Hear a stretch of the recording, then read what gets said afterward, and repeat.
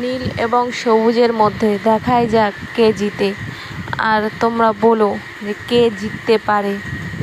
তবে এর শেষের পার্টটি এখানে দেওয়া নেই, এর পরের ভিডিওতে দেখে নেবে। গেম খেললে কেমন খেলা হয় সেটাও দেখে নিও। আর একটা লাইক এবং সাবস্ক্রাইব করে কমেন্ট করতে ভুলো না। দেখা যাক, নীলের তো ভালোই ছয় পড়ছে, তো সবুজেরও ভালোই ছয় পড়ে যাচ্ছে। এই নীলের ছয়ের ওপর ছয়, 6-5 বলার মতো কথা নয়। এই সবুজের চলছে, নীলও চলছে, এত স্পিডে বলার মতো নয় যে যে যার গতিতে দৌড়ে চলে যাচ্ছে। তবে জেতাটা কার ভাগ্যে আছে সেটা সময়ই বলবে।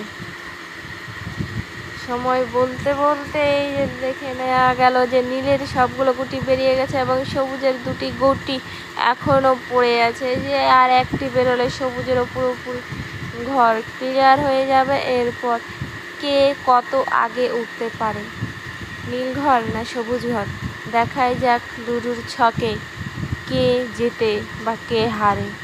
দেখতে দেখতে নীলের আবার ছয় পড়ে গেছে। দেখো, ভালো করে মনোযোগ দিয়ে দেখো, খেলাটা জমে এসেছে।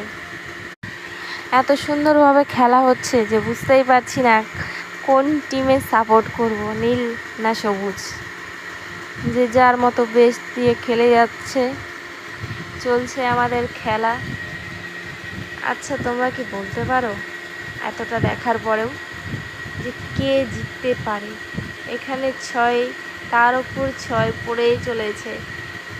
নীলের বেশিরভাগটাই ছয় পড়ে চলেছে এবং সবুজটা এখনও একটু পিছিয়ে রয়েছে। তবে দেখা যাক কে জেতে কে হারে। তবু সবুজও ছাড়ার পাত্র নয়, দেখাই যাক না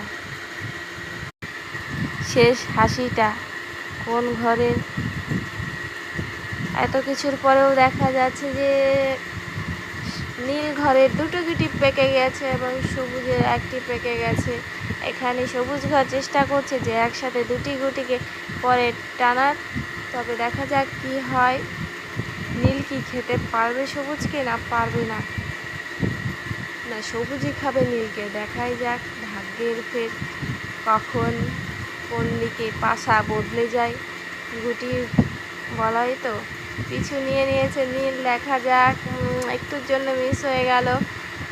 দেখা যাক চান্স নিয়ে কিছুক্ষণ পারা যায় নাকি। এই দিকে নীল গুটি আরেকটি ঘরে ঢুকিয়ে দিয়েছে, এই সবুজ একটি গুটি তুলে দিয়ে